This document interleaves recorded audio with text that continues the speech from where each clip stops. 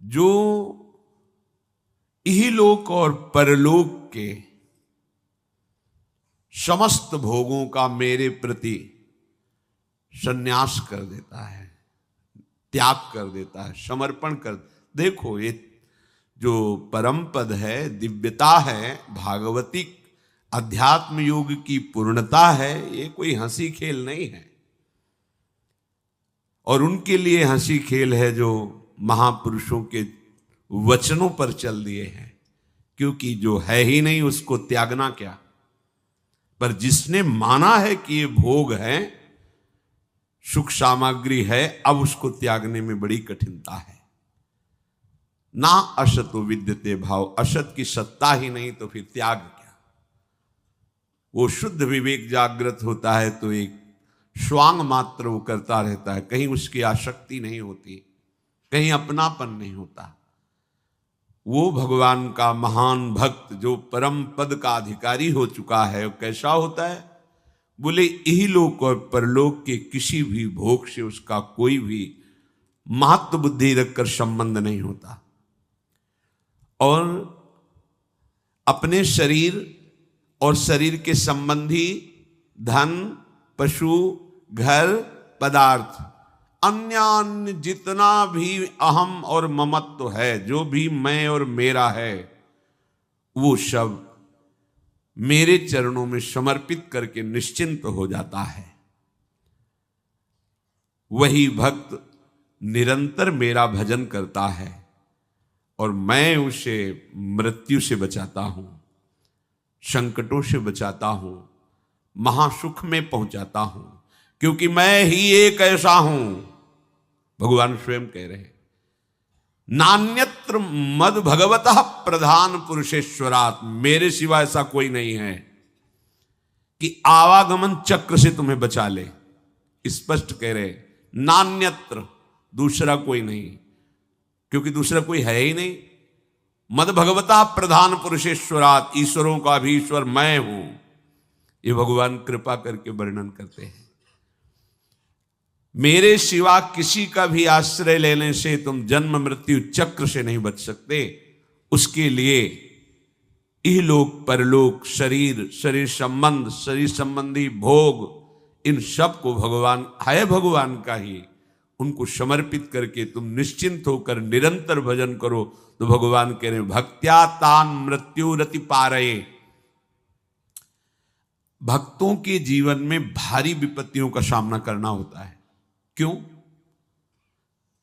पापियों को तो ऐसा नहीं देखा जाता जैसा भक्तों को विपत्ति, क्योंकि इनका आखिरी जन्म है, अनंत जन्मों का हिसाब पूरा करना है। इसीलिए लोग डर जाते हैं कि भक्त होते हुए इनको इतना कष्ट, इनकी इतनी विपत्ति, तो मेरे तो आचरण ही ऐसे नहीं, जब इनके भजन का प्रभाव इनको सुखी नहीं कर सकता तो मेरे को क्या सुखी करेगा। तो ये अज्ञान है। भक्त को जो सुख प्राप्त है और प्राप्त होगा, वो त्रिकाल में किसी अन्य साधना वालों को भी प्राप्त नहीं होता। फिर विषयी पुरुषों की तो बात है, तुम उन्हें सुख समझ रहे हो। जो अच्छे से अच्छे पदार्थ खाने के बाद 6 घंटे के बाद मल बन जाता है, चाहे जितना सुंदर पेय हो, मूत्र बन जाता है। और ऐसे थैले में, ऐसे शरीर में राग करना, ऐसे शरीरों में सुख भोग करना, कौन सी बुद्धिमानी है? कौन सा सुख है जो तुम्हें तृप्त कर पाया अब तक? महाभाग्यशाली जन है जो विवेक का आश्रय लेकर इस व्यवहार प्रपंच को करते हुए निरंतर भजन परायण, जिसका जीवन भगवान में समर्पित है, ऐसा चमत्कार प्रकट होता है आंतरिक। ये बाह्य मायाकृत है, वो किसी साधना से नहीं, क्योंकि साधन पक्ष भी देखा, कृपा पक्ष भी देखा। जब किसी भक्त का किसी परिवार में अवतार होता है, अवतरण होता है, जन्म होता है, तो वहां विध्वंस लीला प्रारंभ हो जाती, विनाश लीला। इससे प्रायः संसारिक लोग समझने लगते हैं बड़ा मंगल हुआ। जैसे गोस्वामी जी का प्रादुर्भाव हुआ तो प्रादुर्भाव होते ही मां पधार गए। मतलब इतना प्रबल कृपा वपु भक्त है कि प्रकट होते हुए इस माता को परम पद में, एक दिन के लिए भी अब मृत्यु लोक में नहीं रहना, तुमने मुझे जन्म दिया सीधे परम पद में, संसार क्या देखता है? जन्मते ही मां को खा गया। संसार का स्वरूप अलग है। दासी ने, पिता तो नफरत ही करने लगे थे गोस्वामी जी के। जब दासी ने धाय मां ने पाला, वो भी पधार गई। अब तो लोग तुलसीदास जी को देखना पसंद नहीं करते थे कि इतना भागी है कि जो इसे थोड़ा भी प्यार करे उसके यहां अमंगल हो जाता है। ज्यादा दिन सेवा नहीं करनी पड़ी, परम पद पहुंचा दिया धाय मां को भी। ऐसे ही जो इहलोक परलोक के सारे भोगों का प्रभु में समर्पण कर देते हैं, तो उनके ऊपर ऐसी विशुद्ध कृपा होती कि बिना साधन के पूरे पूरे का पूरा परिवार परम पद का अधिकारी हो जाता है। एक महाभागवत अनन्य भक्त श्री चंद्रहास जी महाराज, उनके पावन चरित्र का अपने लोग श्रवण करते हैं। इससे भक्ति बहुत घनीभूत होती है। भगवान व्यास देव जी ने इस महान पावन चरित्र की रचना करके फलस्तुति में लिखा है, जो चंद्रहास जी के चरित्र का श्रवण और मनन करेगा उसके हृदय में हरि चरणों में अमोघ प्रीति हो जाएगी, अनन्य भक्ति हो जाएगी। चंद्रहास जी केरलाधिपति पूर्वमासीद राजा सुधार्मिक, राज्यम चकार मेधावी विधिवत पालयन महीम, तस्य पुत्रो भवन मूल नक्षत्रे बहुभाग्यवान। केरल देश में एक परम मेधावी सुधार्मिक नाम के राजा राज्य करते थे। धर्म पूर्वक चलना, प्रजा का पालन करना और भगवान नाम जप करना, शास्त्र विधि से बिल्कुल कभी प्रतिकूल एक भी आचरण जीवन में नहीं किया। तो उनके यहां महाभागवत चंद्रहास जी का प्रादुर्भाव होता है। भगवान के भक्तों का जिस कुल में प्रादुर्भाव होता है, वो कुल, वो ग्राम, वो नगर, वो देश परम पूजनीय हो जाता है। महाप्रभु चैतन्य देव जब ईश्वरपुरी जी के गांव से गुजरे, पता चला यह ईश्वरपुरी जी का गांव है, उनके शरणागत मंत्रदाता गुरु ईश्वरपुरी जी, तो उस गांव की परिक्रमा करके रज में लौट रहे थे और कहते जा रहे थे कि इस गांव का कुत्ता भी हमारे लिए भगवान के समान पूजनीय, क्योंकि मेरे गुरुदेव का प्रादुर्भाव इस नगर में हुआ और वहां के लोगों की चरण रज लेकर के माथे पे धारण करते। नाम प्रसंग कहे तु उपदेश, जहां या धर्म धन्य सो देश, धन्य सो कुल जे जन्म भयो, धन्य सो तात धन्य सो माए। माता पिता कुल परिवार 21 पीढ़ियां तर जाती हैं यदि भगवान का महाभागवत कोई भक्त पैदा हो जाए। ये महाभाग्यशाली मूल नक्षत्र में प्रकट हुए। लौकिक में अमंगल माना जाता है और भाव में देखो तो मूल कौन है? नक्षत्र भगवान। ऊर्ध्वमूल मधा शाखा मुसत्थम प्राहुरव्ययम, सबके मूल कौन है? श्री भगवान। किस नक्षत्र में पैदा हुए? मूल में, भगवत स्वरूप। और लोक में माना जाता है कि मूलन में पैदा हुआ है लड़का, अमंगल है, कुछ नष्ट ही होगा। संसार बड़ा विचित्र है। और प्रमाण भी दे देते हैं। प्रभु की लीला ऐसी कि उनके रहस्य को ना जानने के कारण प्रमाण भी ऐसे प्रकट हो जाते हैं कि हाँ, अमंगल देखो हुआ ना। इधर बधाई प्रारंभ है कि राजकुमार का प्रादुर्भाव हुआ है। जैसे गोस्वामी जी जन्मते ही श्री मुख से उच्चारण किया राम, अहो भाग। बालक रोते हैं, गोस्वामी जी रोए नहीं थे, प्रकट हुए तो बोले राम। चंद्रहास जी प्रकट हुए तो बोले कृष्ण। जैसे बालक रोता है ऐसे उनकी आवाज में निकला कृष्ण कृष्ण। बड़ा आनंद हुआ सुधार्मिक राजा को कि हमारे कोई महाभागवत पधारा है, क्योंकि ये भजन करके पूर्व जन्म में ऐसी भागवती की स्थिति प्राप्त की कि अबोध अवस्था में ही श्रीमुख से कृष्ण नाम निकल रहा है। आनंद उत्सव मनाया जा रहा है।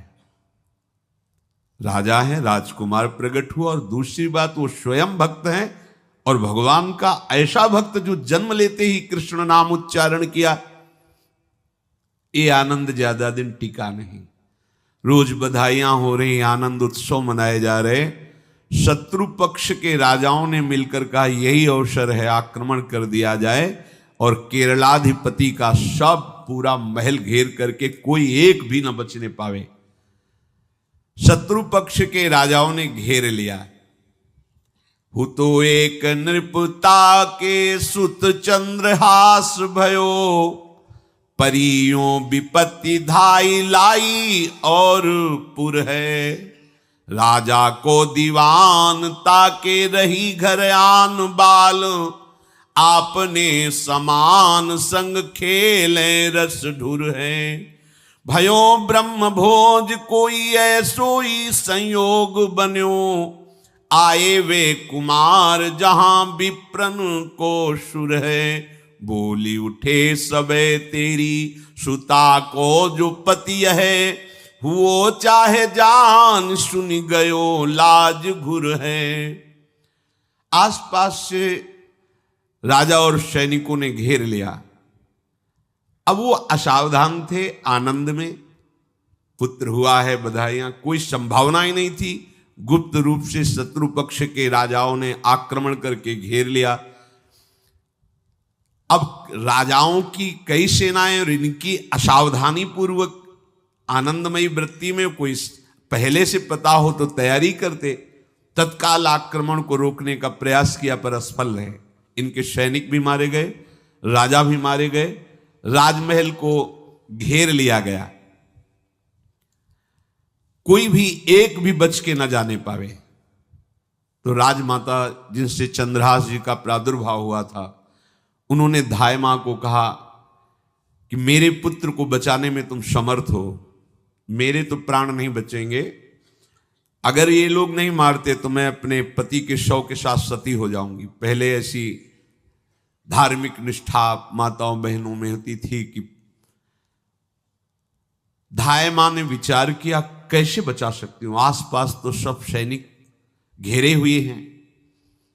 तत्काल उसने विचार किया कि अगर हम इनको राजकुमार की तरह ले जाती है तो हमें भी मारा जाएगा और इनको भी मारा जाएगा। देखो कितनी विपत्ति जन्म लेते हैं। कोई प्रश्न कर सकता है कि महाभागवत जिनके घर में प्रकट हो तो वहां धन वैभव सुख संपत्ति बढ़नी चाहिए, यहां तो जन्म से ही जैसे वहां माता पधार,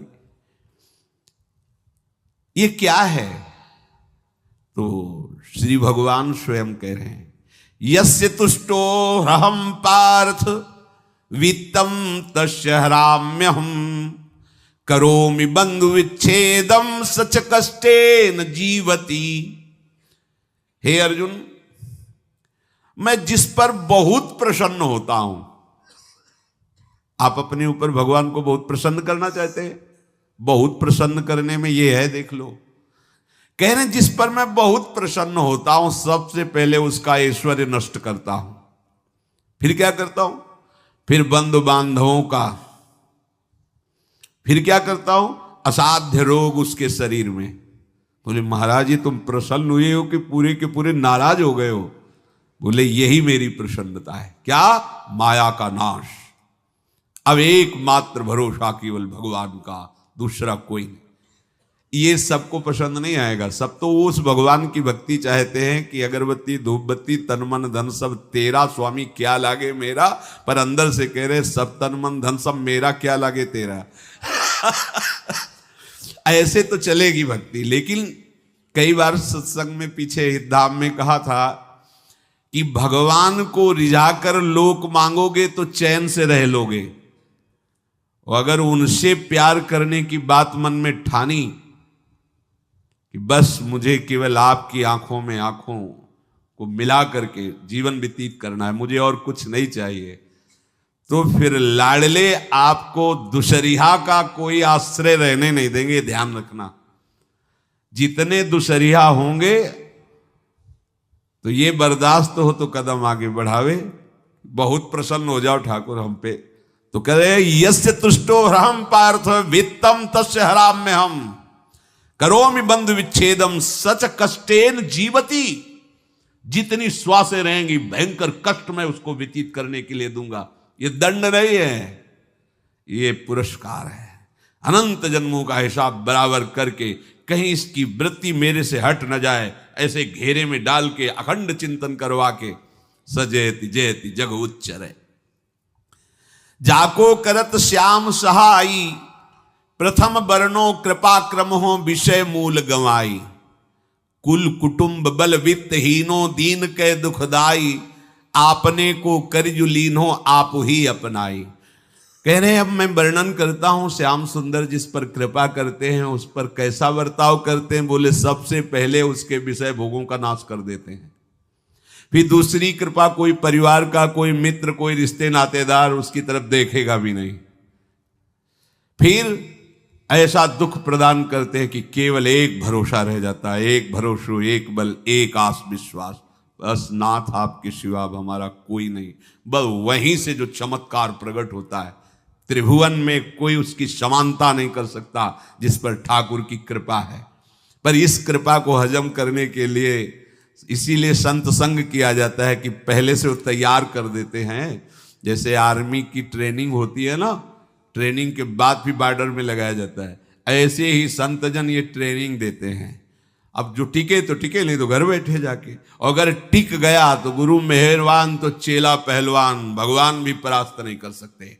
उसमें ऐसी सामर्थ्य आ जाती है कि हर प्रभु के द्वारा दिए गए विधान को हंस करके स्वीकार कर लेता है। और ऐसा नहीं कि उसको कष्ट होता है, ये लोक भाषा में भगवान कह रहे हैं सच कष्टेन जीविता। नहीं तो जिस चिदानंद में वो सुख भोगता है वो ब्रह्मा को भी नहीं प्राप्त है जो भक्त को प्राप्त होता है। भक्त का वैभव दिव्य होता है, चिदानंदमय होता है। ये तो पापियों के पास भी वैभव है, रुपया पैसा कुटुंब परिवार। भगवान के दास के पास जो वैभव होता है वो अचिंत्य है, तुम चिंतन भी नहीं कर सकते, ऐसा वैभव होता है। धाय माने सेविका का रूप तत्काल लिया, जैसे पोछा झाड़ू लगाने वाली, और कुछ दोने पत्तल डाले, उनके नीचे चंद्रहास जी को डाला, ऊपर से करके इसे माथे पे रख के निकली। सैनिकों ने पूछा इसमें क्या है, तो उनका राजघराने के दोने पत्ते जूठे दिखा। ऐसे नीचे किया तो देखा सब ऊपर जूठन पड़ा। हाँ चल निकल जल्दी, भाग यहां से निकल। बस वो भागी, बचा ले गई।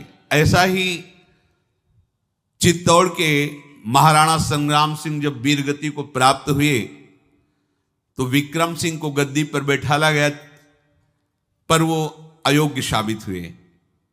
तो राजपूत सरदारों ने, अभी 6 वर्ष के ही उदय सिंह थे, उनको राज सिंहासन पर बैठाल करके अपने हाथ में शासन लिया। सिंहासन के अधिकारी उदय सिंह 6 वर्ष के थे। सुरक्षा में दासी पुत्र बनवीर को सौंपा। बनवीर का दिमाग बदल गया कि 6 वर्ष का इसको काट देते हैं, हम राजा बन जाते हैं।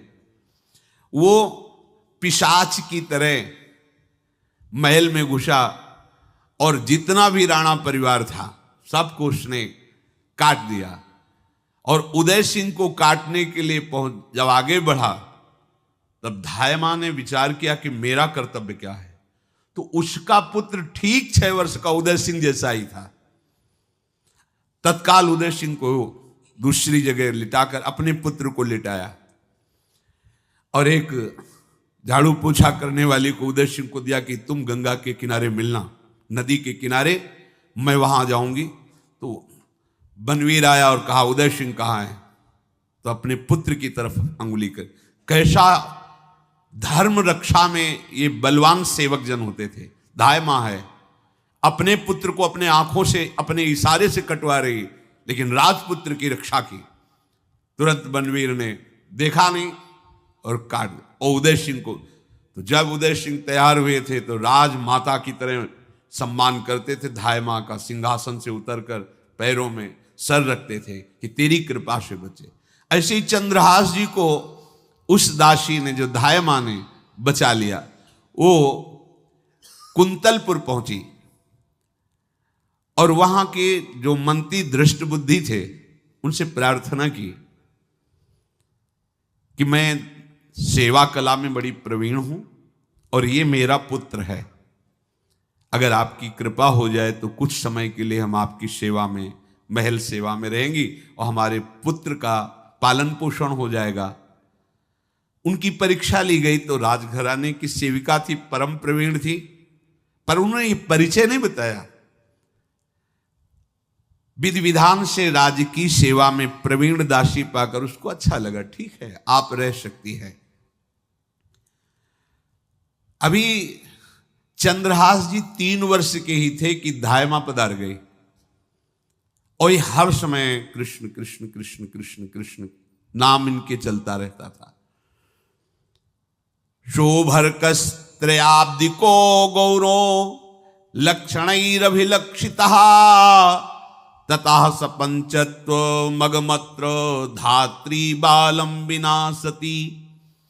अब जो उनका दुलार करने वाली थी धायमा वो भी पधार गई तो कौन उनकी तरफ देखे, पर बहुत ही गौरवर्ण, बड़े ही सुंदर। अब वो गलियों में भटकने निकाल दिया महल से जब धायमा मर गई, क्योंकि धायमा की सेवा कारण उनको रखा गया था। 3 वर्ष के बालक गलियों में, तो कोई भी माँ देखती उनको तो कोई उनको वस्त्र पहना देती, कोई भोजन करा देती। ऐसे ही भगवान के भक्तों की बड़ी विचित्र लीला होती है। गोस्वामी जी को कोई दरवाजे पे खड़ा नहीं होने देता था, तुलसीदास जी को।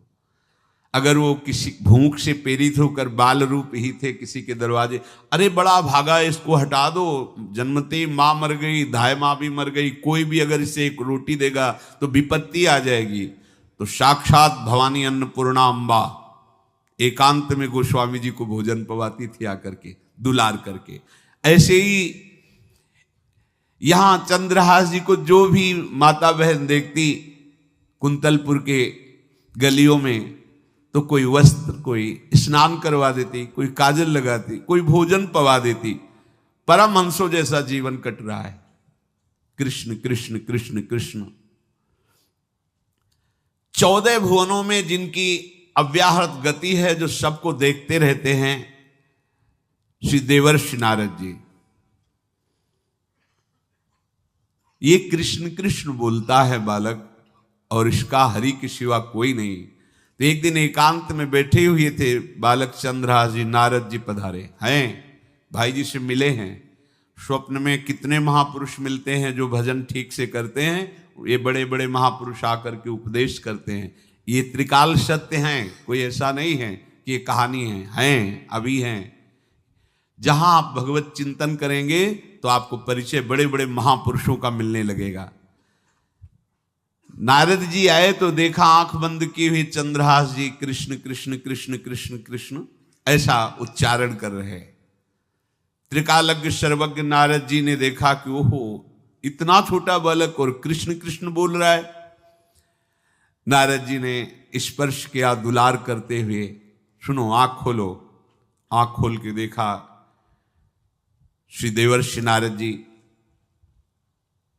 नारद जी ने कहा देखो हम तुमको एक अमोघ वस्तु देते हैं, और एक छोटी सी शालिग्राम की इतनी बड़ी शिवगह शालिग्राम का जो वो दिया, बोले धो के पी लेना और दिखा के पा लेना, यही तुम्हारी सेवा पद्धति है।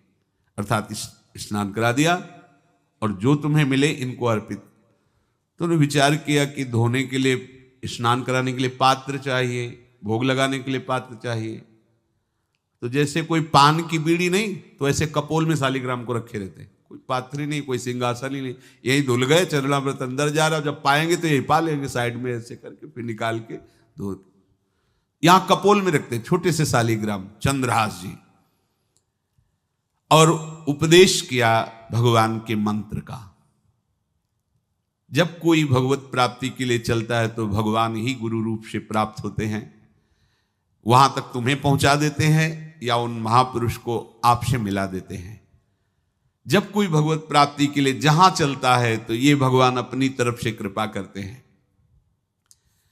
ये दृष्ट बुद्धि के जो महल में धायमा ने इनका आश्रय स्वीकार करवाया था, उसके एक पुत्र थे मदन जी, वो बड़े भागवत थे। और एक पुत्री थी जिसका नाम था विषया, वो बड़ी सुंदर थी, अभी छोटी अवस्था की ही थी। मदन जी का स्वभाव था भक्तों को भोजन पवाना। जो भगवत भाव के जन होते हैं उनके हृदय में ऐसा उत्साह होता रहता है कि जो वैष्णव हैं, संत जन हैं, इनको भोजन पवाने का मतलब श्री भगवान को भोजन पवाना। भक्तमाल में भी वर्णन है कि जैसे गर्भवती मां को आप कुछ भी पवाओ तो बालक की पुष्टता अपने आप होती है, ऐसे संतों के हृदय में भगवान विराजमान प्रगट रूप से हैं।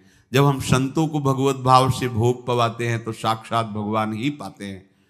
वो मदन थे भगवत भाव के, तो उन्होंने बुलाया बड़े बड़े भक्तों को और ब्राह्मणों को।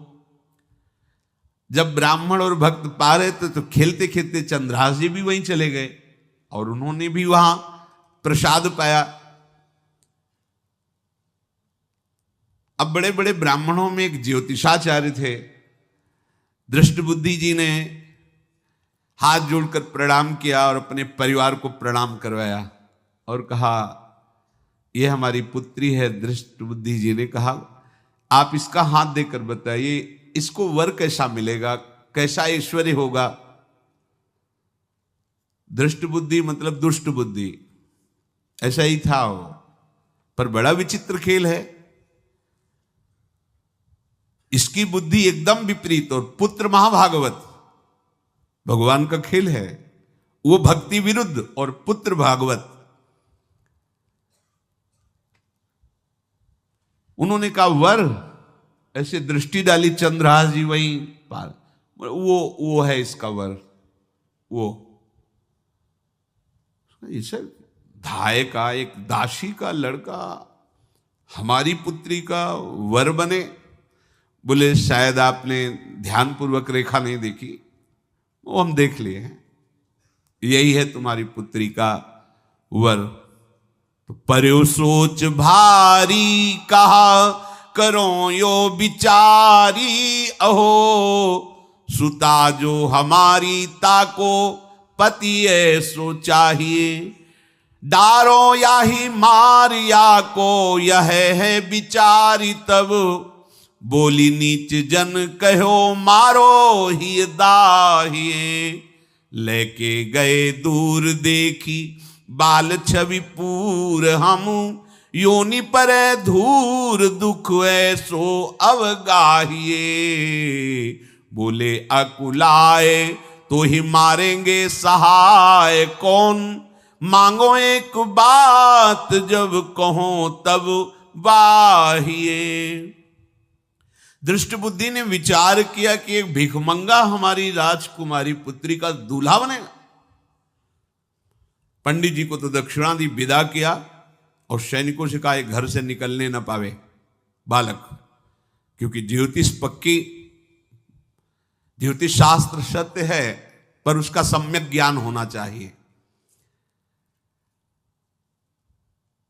भला मुझ सम्राट के मंत्री की पुत्री, वो महामंत्री हैं दृष्टबुद्धि, और ये एक भिखमंगा कैसे हो सकता है। बड़ा हृदय में जलन हुआ, ये तो बड़ी अपकीर्ति और दुर्भाग्य का विषय होगा, इसी को मरवा डालते हैं, काम खत्म हो जाएगा।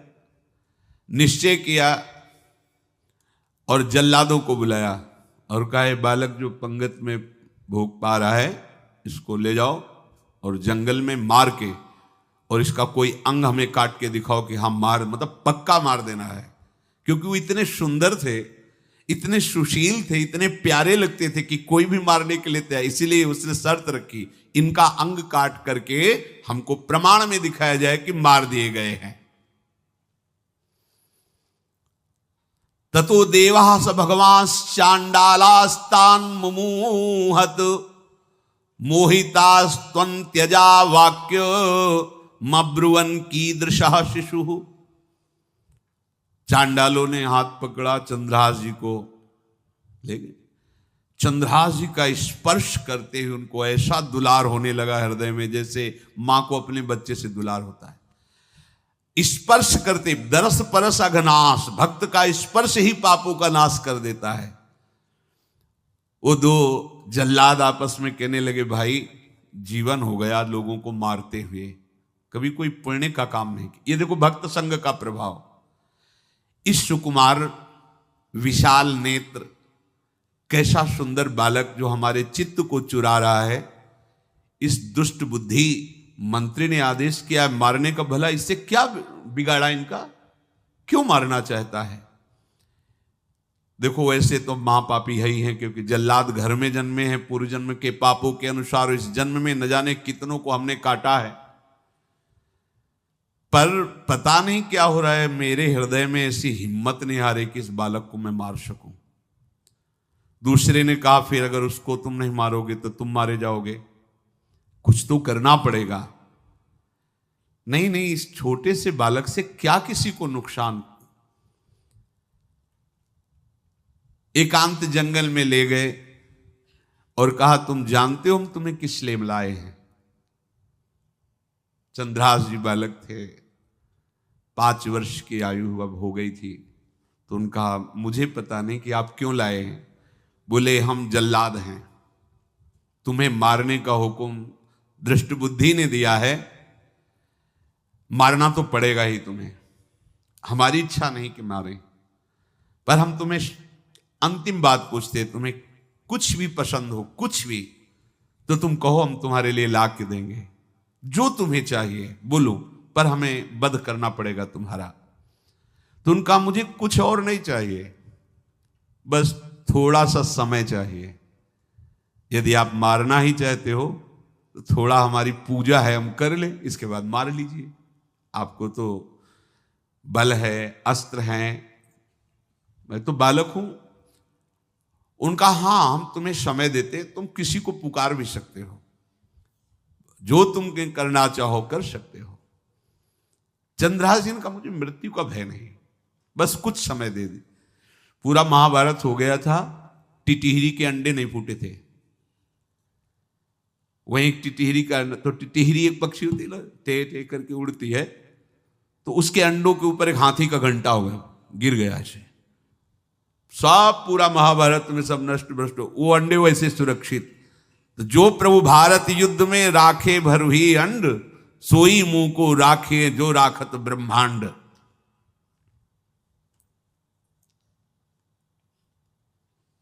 मैं तो अनाथ हूं, श्री कृष्ण के सिवा कोई मेरा है नहीं, मैं किसको पुकारूं? मेरा आश्रय तो एकमात्र वही प्रभु हैं। और निकाला शालिग्राम, यही सिंहासन है शालिग्राम का। भगवान के भक्तों की अपार महिमा है। मान लीनो बोल वे कपोल मध्य गोल, एक गंडकी कुशुत कारी सेवा नी कीनी है। क्या सेवा? वहां कोई पंचपात्र गंगा जल सब थोड़ी है, लेकर बस आंसुओं से अभिषिक्त कर रहे हैं। प्रभु मुझे तो कोई ज्ञान नहीं कि आपकी सेवा कैसे की जाती, मैं तो अपने मुख में ही आपको रखता हूं।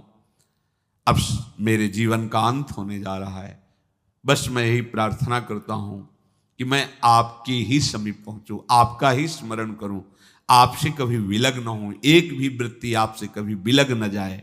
भयो तदाकार यो निहार सुख भार भरी, नैनन की कोर ही सो आज्ञा बध दीनी है। श्याम सुंदर मुरली मनोहर ललित त्रिभंगी ध्यान करते हुए आंख खोली और इशारा किया, काट दो मुझे। जल्लादों ने जब देखा आंसू चल रहे ऐसा, वो बैठ गए अस्त्र रख के, कहने लगे भाई तुम मुझे मार दो, भले भले वो दृष्ट बुद्धि मुझे, मैं इस बालक को नहीं मार पाऊंगा, मेरी हिम्मत नहीं। अब कुछ भी हो, मेरा वध हो जाए, पर मैं इस बालक को, गिरे मुरझाई दया आई कछु भाए भरे, ढरे प्रभु और मति आनंद शोभिनी है। हुती छठी आंगुरी सो काट लई दूषण हो, भूषण ही भयो जाई कहीं सांच चीनी है।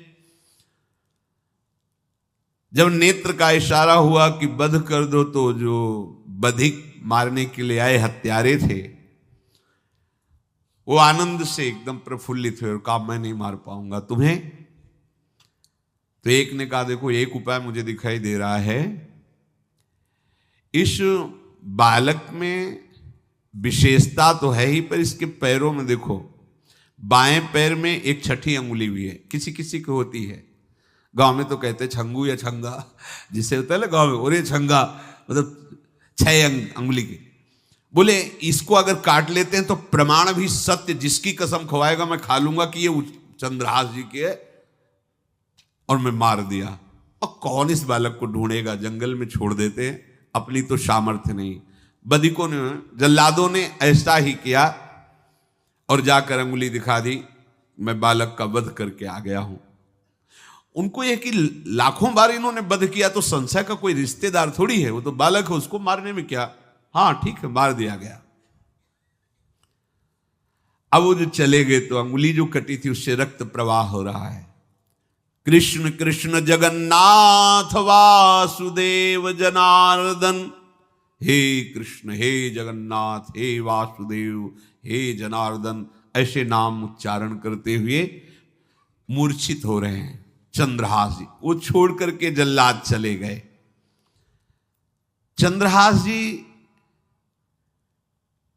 भगवान का स्मरण कर रहे हैं तो जितने जंगल के मृग हैं वो सब मंडलाकार घेर के ऐसे। एक हुमा नाम का पंछी होता है, अगर उसके पंखे की छाया पड़ जाए तो चक्रवर्ती सम्राट का वैभव प्राप्त होता है। और वो भीड़ की भीड़ पक्षी आकर चंद्रहास जी के ऊपर ऐसे घेरे हुए हैं। आसपास मृग मृगी मृग शावक सब घेरे हुए हैं। बीच में चंद्रहास जी कृष्ण गोविंद दामोदर माधव ऐसे उच्चारण कर रहे हैं। जो भगवान के चिंतन में मगन रहना अपना स्वभाव बना लेता है, तो देखो ऐसे हत्यारों के हृदय में भी दया गई, क्योंकि दया समुद्र भगवान का स्मरण जो करते हैं उनमें ऐसी महामहिम दिव्यता आ जाती है। कोई भी कितना भी निर्दयी हो, अंदर से वो भले जल रहा है द्वेष के कारण, पर कहीं ना कहीं ये द्वेष आंतरिक राग का सूचक हो। वो भी भक्त को प्यार करता है, पर भक्ति ना होने के कारण वही उसका राग द्वेष में बदल जाता है।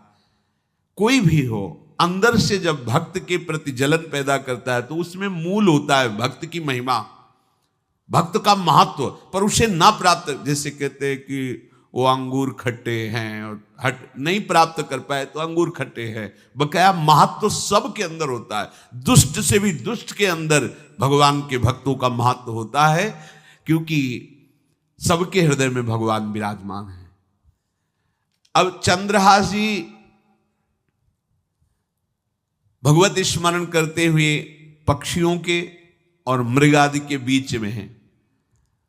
उधर भगवान का एक विधान तैयार होता है, वह देश भूमि में रहत लघु भूप और सुख सवै एक सुत चाह भारी है। कुंतलपुर के ही अधीन एक चंदनवती नाम की राज्य नगरी थी। वहां के राजा थे, उनके पुत्र नहीं हो रहा था, तो उन्होंने बहुत से दान पुण्य यज्ञ आदि किए। गृहस्थी धर्म में पुत्र ना होना एक बहुत अमंगल सूचक होता है। पितरों को पिंडदान करना, तृप्ति करना और गृहस्थ परंपरा को आगे बढ़ाना, पुत्र ऐसा। और जिसके गृहस्थ धर्म में होते हुए पुत्र नहीं होता, उसे शास्त्रों में लिखा पुत्र नाम के नरक की भी प्राप्ति होती है ऐसे। पर अगर वही गृहस्थ जिसके पुत्र नहीं हुआ और बाल कृष्ण को अपना पुत्र मानकर उनकी सेवा करे तो परम पदवी को प्राप्त हो जाए। संतान नहीं हुई तो दोनों विरक्त होकर वृंदावन वास करो, भजन करो, श्री जी को प्राप्त हो जाओ। पर अगर गृहस्थ में है तो पुत्र की कामना बड़े बड़ों को देखी गई, क्योंकि ऐसा सिद्धांत है। जब दशरथ जी महाराज चक्रवर्ती सम्राट, जब उनकी भी बहुत अवस्था हो गई, पुत्र नहीं हुआ तो व्याकुल हो गए और वशिष्ठ जी के चरणों में जाके बैठे कि सब कुछ है, पुत्र ना होने के कारण हमारा हृदय व्याकुल रहता है। उन्होंने श्रृंगी ऋषि को बुलाकर पुत्रष्टि यज्ञ करवाई, जिससे भगवान 4 रूपों में प्रकट हुए, राम लक्ष्मण भरत शत्रुघ्न। तो कुंतलपुर सम्राट पद, चंदनवती राज्य राजा, जैसे प्रदेश, और दिल्ली में बैठे हुए जो प्रधानमंत्री राष्ट्रपति वो बादशाह, जो दिल्ली का अधिकार वो बादशाह, और ऐसे छोटे छोटे जो राज्य हैं उनको राजा। तो ये चंदनवती के राजा कर दिया करते थे, प्रत्येक राजा को कर देना होता था बादशाह को। इनके पुत्र था नहीं और कर देने के लिए कुंतलपुर ही जा रहे थे, तो रास्ते में देखा कि बहुत से मृग और पंछी ये घेरे हुए क्या है, तो एक कौतूहल सा कि क्या है बीच में, आसपास मंडलाकार मृग, फिर वो विहंग पक्षी। निकष्यो विपिन आनि देखिया ही मोद मानी, कीनी खग छा घिरी मृगी पाति सारी है। दौरी के निशंक लियो पाए निधि रंक जियो, कियो मन भयो सो बधायो श्रीहु वारी है। को दिन बीते नृप भय चित चीते दियो, राज को तिलक भाव भक्ति विस्तारी है। जो भगवान के आश्रित है, भगवान कैसी व्यवस्था करते हैं। वो चंदनावती के राजा दौड़ करके एक कौतूहलवश, क्या है यहां, मृगी पंक्तियों के बीच में पक्षी, हुमा नाम का बड़ा पवित्र पक्षी हिमालय आदि में पाया जाता है, जिसके ऊपर इसकी छाया पड़ जाए वो ऐश्वर्यवान हो जाए। देखा बालक दिव्य तेजों में, और मूर्छावस्था में नजदीक गए तो अंगुली पूरी कटी हुई थी, तो रक्त प्रवाह, गोद में उठाया और आनंदित हो गए, हमारी पुत्रेष्टि यज्ञ सफल हुई, हमारा दान पुण्य सफल हुआ, ऐसा हमें सुंदर बालक मिला। चंद्रहास जी को लेकर के घर आए और हृदय में भगवान का बार बार कृपा प्रसाद मना रहे हैं, मुझे भगवान ने पुत्र दिया। चंद्रहास जी को लेकर आए, आनंद मंगल बधाइयां बजने लगी, बहुत सी संपत्ति न्यौछावर कर दी। 5 वर्ष के चंद्रहास जी हैं। पूछा बेटा तुम्हारे माता पिता कौन है, तो कहा श्री कृष्ण। परिवार में कौन है, श्री कृष्ण। मतलब तुम्हारा कोई नहीं है, नहीं है श्री कृष्ण। समझ गए कि भगवान ही हमें कृपा करके ऐसे महाभागवत पुत्र को दिया। और है कौन, वास्तविक कोई नहीं श्री कृष्ण के सिवा। बड़ा उत्सव मनाया और अपने राज सिंहासन का अग्रिम अधिकारी युवराज पद चंद्रहास जी को। अब तो पूरे राज्य में आनंद की वर्षा हो रही। राजा मन में विचार कर रहे हैं कि ऐसा प्रतापी भक्त हमारे यहां आया है, अब हमको किसी को कर देने की जरूरत नहीं। तो जो हर महीने वर्ष में जो बंधा हुआ कर था उन्होंने नहीं दिया। 1 बार 2 बार 3 बार जब कर नहीं पहुंचा तो सम्राट ने आदेश किया मंत्री को कि चंदनावती से कर आना बंद हो गया है। क्या बात है? यदि वो अहंकार से युक्त हो तो आक्रमण करके नष्ट करो, यदि समस्या है तो उसका सहयोग करो। बादशाह के आदेश से वहां दृष्ट बुद्धि पहुंचे तो युवराज पद पर चंद्रहास जी विराज, जिनको मारने के लिए जल्लादों के हाथ में दे दिया था। पूरे पूर्वासी ऐसा प्रभाव चंद्रहास जी का है कि सब कृष्ण भजन करते हैं, सब आनंद में मगन रहते हैं।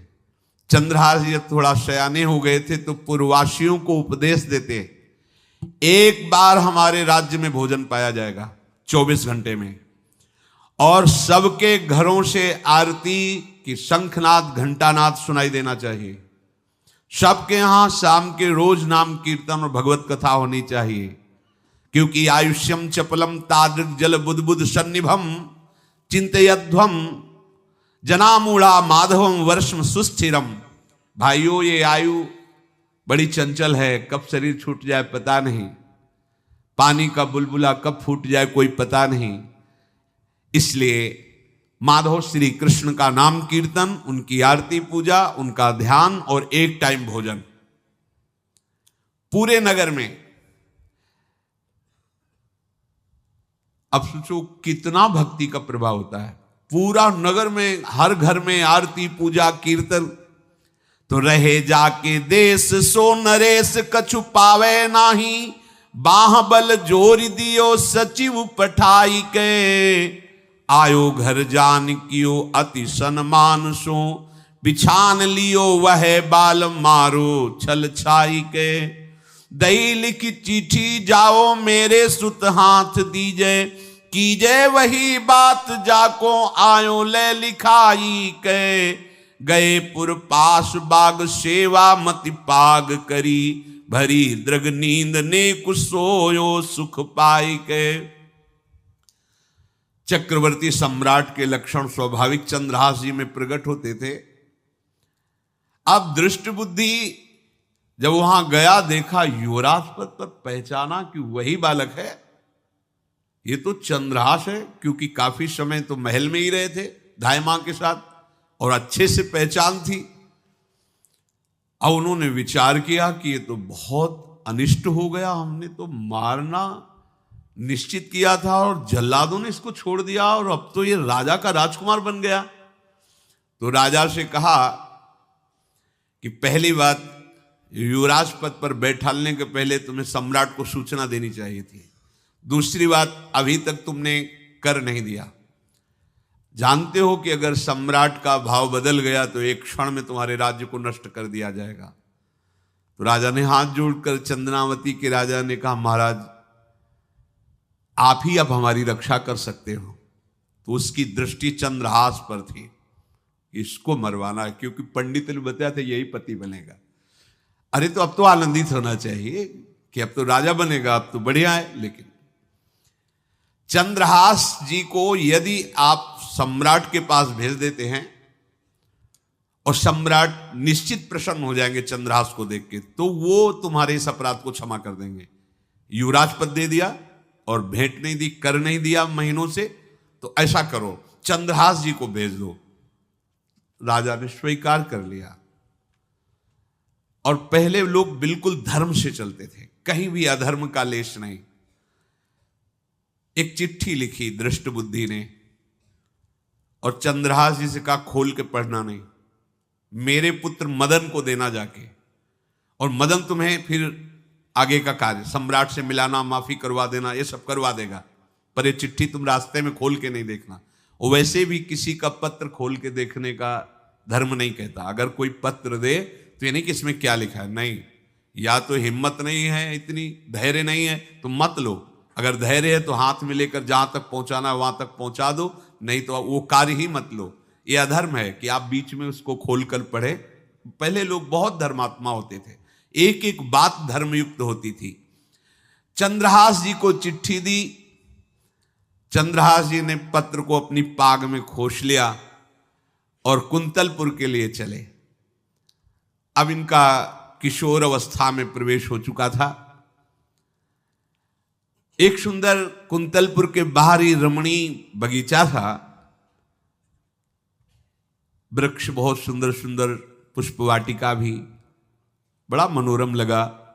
घोड़ा बांध दिया वृक्ष में और पहले सरोवर का बड़ा निर्मल जल होता, जल पिया, हाथ मुंह धोया, थोड़ी देर भगवान का ध्यान करते रहे वृक्ष के नीचे और फिर लेट गए तो नींद आ गई। भगवान बड़े कृपालु हैं। जो भगवद आश्रित होता है त्रिभुवन में कोई उसका अमंगल नहीं कर सकता। अपनी सहेलियों के साथ दृष्ट बुद्धि की वही राजकुमारी जिसके साथ इनका ज्योतिषाचार्य ने कहा था यही पति होगा, वो अपनी बहुत सी समान वयस्क अवस्था की जो किशोरियां थी उनके साथ वो, और ये राजवाटिका थी, इसमें घूमने के लिए आई। तो घोड़ा देखा तो उसने कहा यहां किसी का घोड़ा कैसे आ सकता है, हमें लगता है कोई यात्री इसमें प्रवेश कर गया, उसको पता नहीं होगा कि राजवाटिका है। खेलत सहेलिन मो आई वाही बाग मांझ, करी अनुराग भई न्यारी देखी रीझी है। पाग मदि पाती छवि माती झुकी खेच लई, बाची खोल लिख्यो विष दैन पिता खीजी है। विषयाशु नाम अभिराम दृग व्यंजन सो, विषया बनाई मन भाई रस भींजी है। आई मिली आलिन में लालन को ध्यान हिए, पिए मद मानो गृह आई तब धीजी है। वो अपने सहेलियों के साथ घूमते हुए उसी वृक्ष के नीचे पहुंची जा चंद्रहास। चंद्रहास नौ किशोर अवस्था, और जो भगवान का भजन करते हैं उनमें एक विशेष आकर्षण होता है जो साधारण आदमियों में नहीं होता। वो कैसा भी रूप हो उससे मतलब आकर्षण होता है। ऐसा लगता है इनके समीप बैठे रहे, इनको देखते रहे, इनकी बातें सुनते रहे, उनमें भगवत आकर्षण होता है। आंख मुंदी हुई शोर है, देखते ही पूर्व विधान के अनुसार उसका चित्त लुट गया। इतना सुंदर नौ किशोर अवस्था। आसपास देखा तो सखियां खेलने में लगी थी। पाग में एक चिट्ठी सी दिखाई दी तो झुक करके चुपचाप ऐसे नौ किशोर अवस्था में चंचलता भी होती है। चिट्ठी खोल करके देखा तो वैसे ही रूप माधुरी में आसक्त हो गई थी। पूर्व संस्कार से आकर्षण भी हुआ। इसने संस्कृत में लिखा था, विस्मस्मयी प्रदातव्यम त्वया मदन शत्रुवे कार्या कार्यम न द्रष्टव्यम कर्तव्यम खलु में प्रियम। मदन पुत्र, उनके नाम था मदन। अय मदन, बिना कुछ विचार किए इसको विष दे देना जाते ही। क्या उचित है क्या अनुचित ये तुम्हें नहीं सोचना, मेरा प्रिय करना, मेरे आदेश का पालन, जाते ही से विष दे देना। पत्र। उसने देखा वो पिताजी की बुद्धि खराब हो गई। ऐसे सुंदर नव किशोर को विष देने की बात लिख दी। अब उसे बड़ा दुख हुआ कि पहली ही दृष्टि में, अभी तो इन्होंने आंख खोल के हमें देखा ही नहीं, और इनको इस सोई हुई मुद्रा में देख करके मेरे प्राण समर्पित हो गए, मेरा चित्त समर्पित हो गया। चलो, जब मेरी सखियों के नाम पुकारे जाते, हेमलता, शशिकला आदि, तो मुझे चुभता था कि मेरा नाम पिताजी ने विषया क्यों रखा है। आज सार्थक हो गया, मेरा नाम सार्थक हो गया। काजल लगाई हुई थी, एक सीख से ऐसे काजल लिया, और एक संस्कृत में आ बनता है ऐसा, ऐसे, बस ऐसे कर दो तो विषया हो गया। अब उसका अर्थ बदल गया। हे मदन, उचित अनुचित का विचार छोड़कर जाते ही इसे विषया प्रदान कर दो, ये मेरा प्रिय कार्य होगा। विषया पुत्री भगवान है, जैसी हो भवतव्यता तैसी बने सहाय, आप ना आवे आप परताई तहां ले जाए। तो ओ पत्र वही खोस दिया, और ये सुख हुआ कि तो जाएंगे भाई के पास ही ना, तो घर में ही तो जाएंगे, वहां इनकी इस प्रसन्न मुद्रा में बातचीत करते हुए मैं इनको देखूंगी। ये भगवान का विधान होता है। भगवान श्री राम जब पुष्प वाटिका में पुष्प चयन कर रहे तो श्री विदेह राजनंदनी जानकी जी की नूपुरों की ध्वनि कान में पड़ी। सावधान हो गए। लक्ष्मण जी से कहते, लक्ष्मण, आज तक मेरे मन में ऐसा नहीं हुआ। ये नूपुर और कंकन की ध्वनि मेरे मन में व्याकुलता पैदा कर रही, और रघुवंशियों का स्वभाव ऐसा नहीं है। ये किसकी हो सकती है नूपुर ध्वनि? तो बोले, भैया ये तो जनक जी का निज महल की वाटिका है, इसमें तो राज परिवार के सिवा किसी का प्रवेश ही नहीं होता।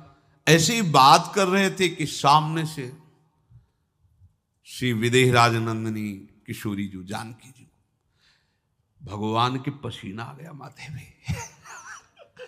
ऐसा सुंदर स्वरूप। और लक्ष्मण जी से कहते, लक्ष्मण, मुझे अपने मन पे विश्वास, मर्यादा पुरुषोत्तम भगवान, मुझे अपने मन पे विश्वास है कि कभी भी इसमें हलचल नहीं, पर आज कुछ हम संभाल नहीं पा रहे। ये विधान होता है ना, जानकी जी को देख, तो ये भगवान का विधान होता है जो ऐसा पवित्र भाव वाले।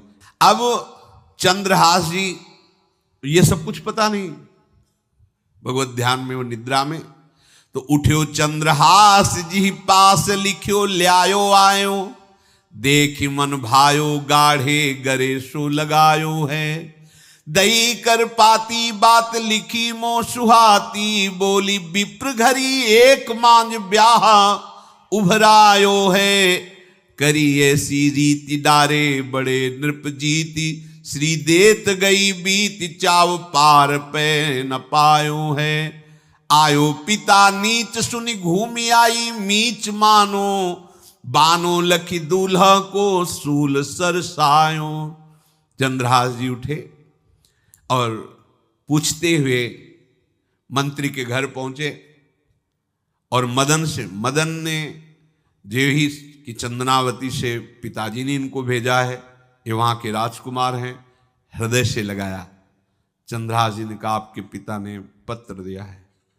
उन्होंने पत्र पढ़ा, विषमस्मयी तो विषयास्मयी, विषय तुरंत बिना विचार किए ब्याह कर दो, दे दो, क्योंकि लिखा है प्रदातव्यम त्वया मदन, अभी इसी क्षण जहां ये पत्र मिले, उनका जो आ गया शुभम शीघ्र बुलाओ पंडित को। पंडित ने कहा भगवान की कृपा से अगला मुहूर्त है, बिल्कुल ये ब्याह का पक्का मुहूर्त है। अब तो राजघराने तत्काल व्यवस्था हुई। अब वो तो पहले ही मोहित हो चुकी थी देख के विषया जी। तत्काल दुल्हन रूप उनको सजाया गया, इनको दूल्हा रूप सजाया गया, पंडित शुरू कर दिए गणानंतो आगणपति को, ब्याह हो गया। अब जब ब्याह यहां खूब धूमधाम से हो गया तो दृष्ट बुद्धि ने सोचा कि काम हो गया होगा, विष दे दिया हो गया, मर अब हम जाके संभाल लेंगे, क्योंकि राजकुमार है, कैसे विष दिया कौन दिया, तो इस बात को हम संभाल लेंगे। जब वहां घर है तो पूरे नगर में सजावट हुई थी। बोले भैया सजावट का है कि? बोले महाराज आपके ही आदेश से तो है, आपने दूल्हा भेजा था। वो दूल्हा भेजा, ब्याह किसने कब कहा ऐसा? बोले वो तो मदन के पास चिट्ठी रखी है।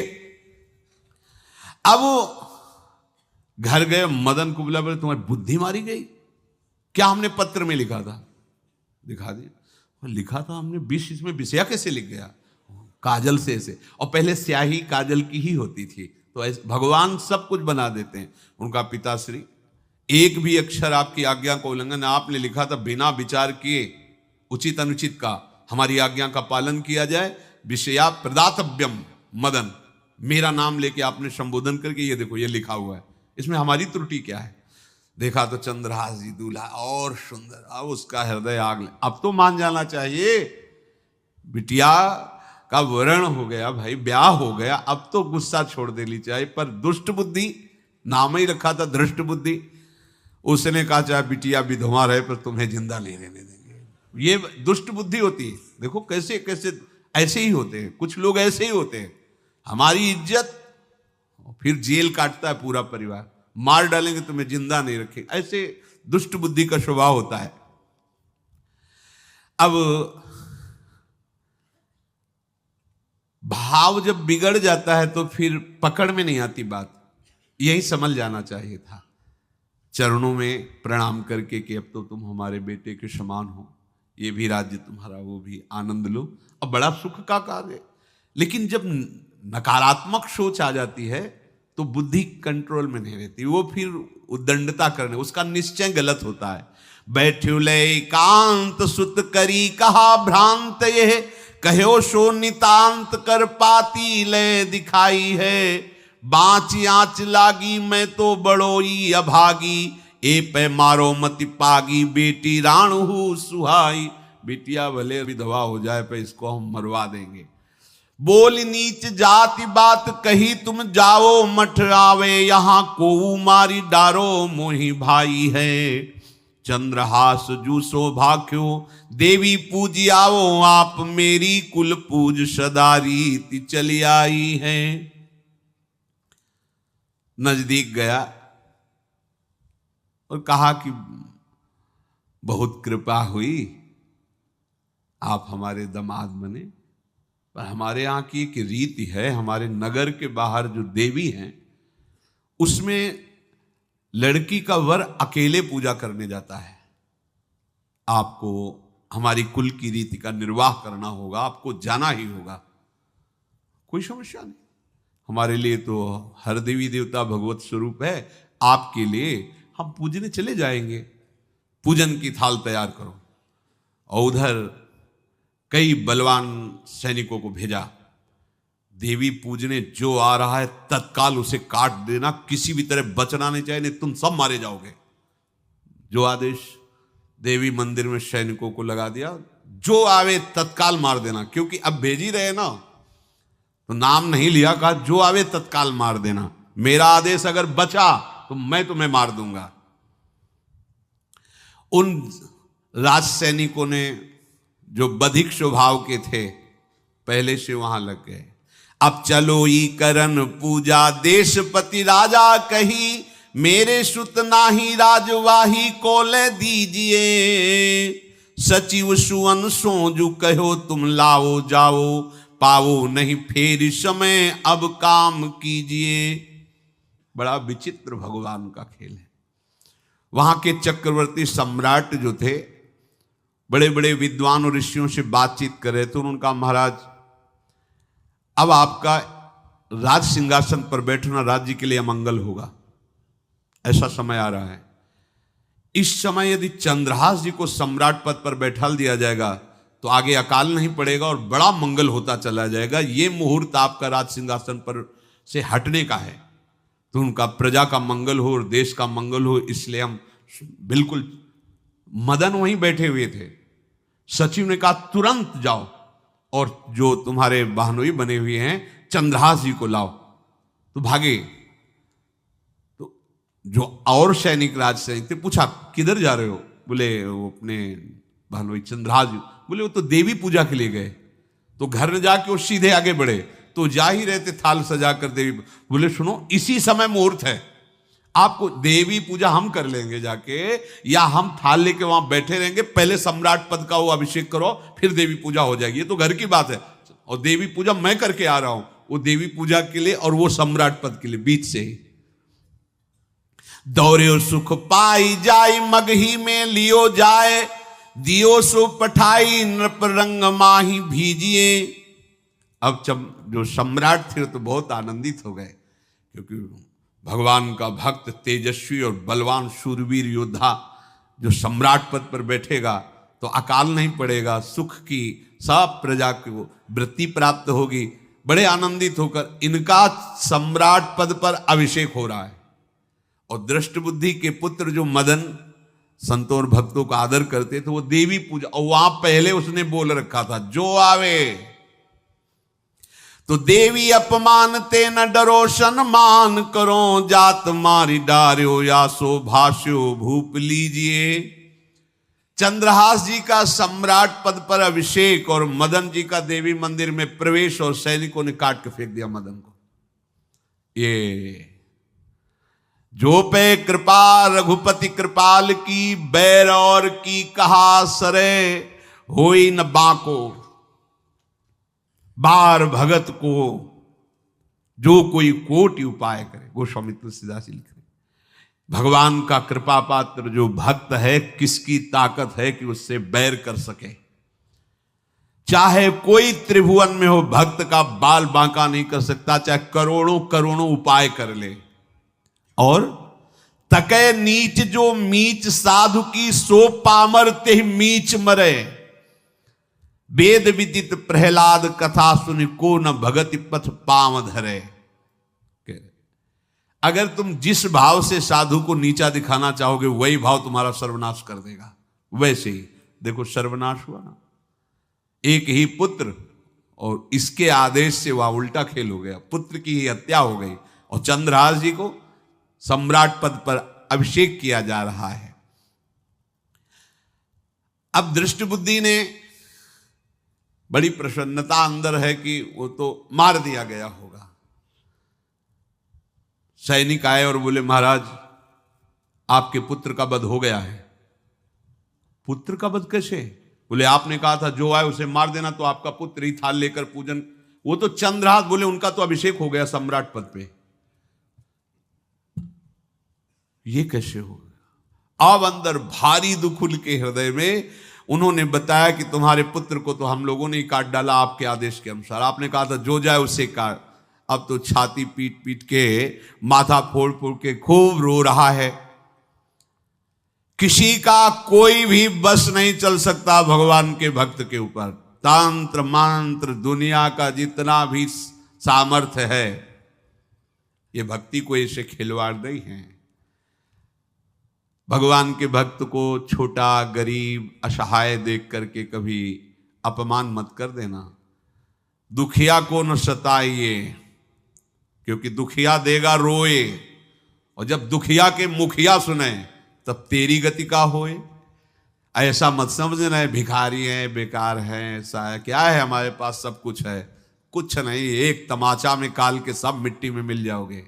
ये जो भ्रकुटी के इशारे से काल को भी ना चाहता है, उनके ये दास हैं। देखो ना, क्या वो सम्राट पद पे अभिषिक्त हो रहा है, उसके कुल परंपरा चलाने वाला पुत्र ही काट दिया गया। अब वो बार बार मैं कितना भागी, हाय मैं कितना भागी, अपने पुत्र को ही मरवा दिया, ये हाहाकार करके रो रहा है। चंद्रहास जी ने जब सुना तो उन्होंने कहा, अरे मृत्यु तो मेरी निश्चित थी, फिर मदन भैया को वो मेरी मृत्यु प्राप्त हुई। नहीं नहीं, ऐसा नहीं हो सकता, मैं अभी जाता हूं। वहां गए, देखिए सब कटे, अंगों को रखा, भगवान का ध्यान करते, स्मरण करते से हाथ फेरा, उठ के बैठ गए। अब ये घटना तो उनको पता नहीं थी, दृष्ट बुद्धि को उन्होंने खोपड़ी फोड़ करके अपनी हत्या कर ली। उनको जिला के आए तो फिर उनको जिलाया और कहा, पिताजी अब कृष्ण कृष्ण जपो। अब उनकी बुद्धि शुद्ध हुई और भगवान का आश्रय लेकर के वो अपने जीवन को भगवत भक्ति में बनाए। तो जो भगवान का भक्त है, उससे द्रोह करने वाले को भी परम मंगल ही देते हैं भक्त। पर भक्ति में अनन्यता की आवश्यकता है।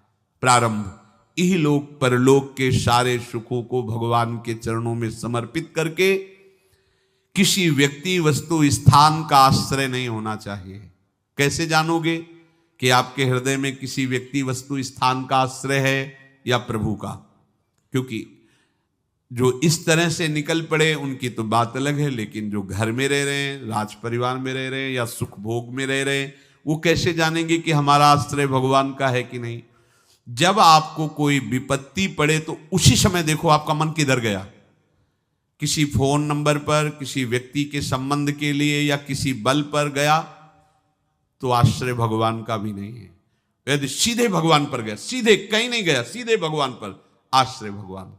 कोई सुख सम्मान हर्षोल्लास की बात आई तो अपने गुण पर गया, अपनी महिमा पर गया या भगवान की कृपा पर गया? अगर सीधे भगवान की कृपा पर गया कि ये तो हमारे प्रियाजू की कृपा से है, मुझ अधम के ऐसे भाग्य कहां, ये तो मेरी लाडली जू की कृपा।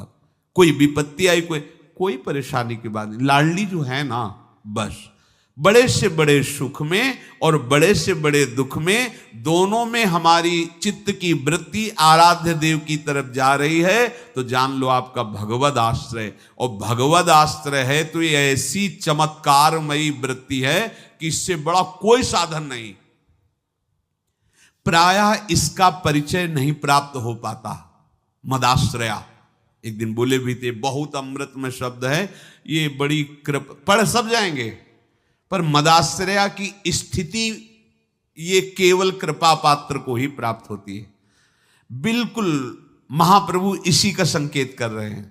दूरादपास स्वजनान सुखमर्थ कोटिम, सर्वेषु शब्द है, सर्वेषु साधन वरेषु चिरम निराशा। तो अब क्या हुआ? केवल गोरी चरणारविंद का आश्रय। तो बोले वर्षंत में वो सहजाद्भुत, सहज शब्द है, साधन शब्द नहीं। साधन के लिए तो कहा सर्वेषु साधन वरेश, जो श्रेष्ठ श्रेष्ठ सब साधन है उनका आश्रय नहीं। आश्रय किसका? भोरी गोरी किशोरी के चरणारविंद का, राधा नाम का आश्रय। तो क्या होगा? बोले इतने मात्र से ही वर्षंत में उस सहजाद्भुत सौख्य धाराम श्री राधिका चरण रेणु महम स्मरामी, इसी से प्रियाजू की प्रेम वर्षा आपके हृदय में हो जाएगी। हमें केवल आश्रय पर ध्यान देना है। आश्रय यदि हम प्रभु को भूल गए तो आश्रय कैसा? यदि हम किसी की तरफ ऐसी वृत्ति रखी कि ये कभी काम आएगा तो आश्रय कैसा?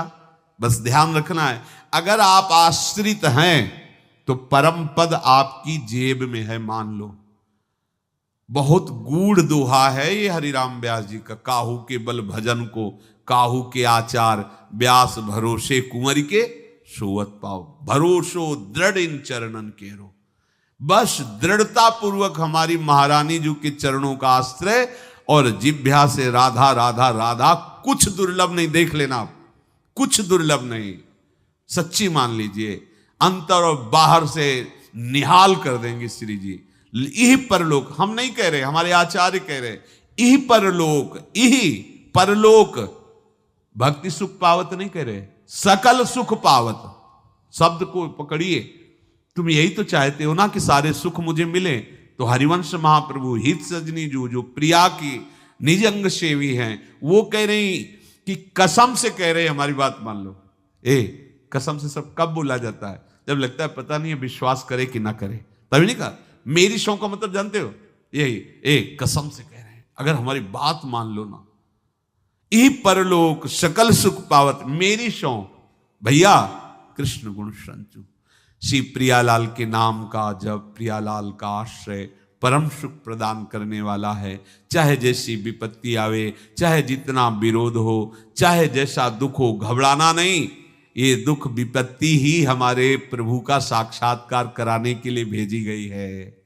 पक्का मानना, ये विपत्ति दुख आ रहा है, मानो प्रभु आने वाले हैं। जैसे अरुणोदय होता है तो पता चलता सूर्योदय होने वाला है, ऐसे जिस भक्त के जीवन में दुख विपत्तियां घेरने लगे तो जान लेना भगवत साक्षात्कार होने वाला है।